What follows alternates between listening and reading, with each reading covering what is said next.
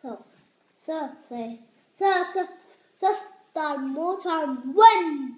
Babu, babu. I skal sådan noget. Og så skal I synge. Babu, babu, babu, babu. Og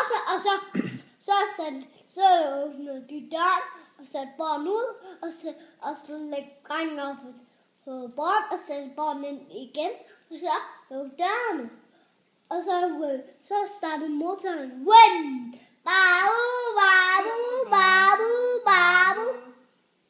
Og ved I hvad så gør? Nej. Så satte barn ud i helveteren, og så op på sådan. Og så kom han op og lægge en udtalelsen. Okay. Og så sagde han, drenge, når vi er aften, så kom drengens mor og far. Hvad skete, lille ven? Og så sagde han, drenge, når vi rækker dem. I skal lige finde en træ frem. Drenge, når vi rækker dem. Så højt den stop. Frem på til grenen. Hen til fulde reden. Så nu er det.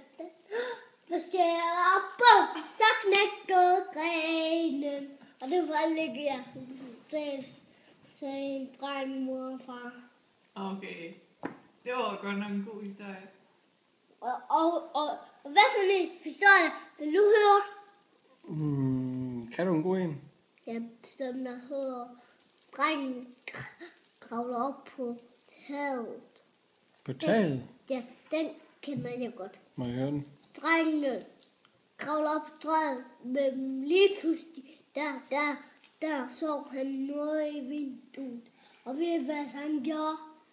Så svinger han ind og skyndte sig og tager dem, og så lægger op på bilen, og så kørte han afsted hele vejen over til byen, og så lægger han og så kørte han i sted, og så døde han, og så cyklede han på rundt på loftet, og så tager han sådan nogle rapsko, og dem tog han ned i vandet, og så døbte den, og så kastede helt over til anden, og så spiste den skraband. Det lyder vildt. Og så kom der bare røg op af skovsten, og så puttede på anden.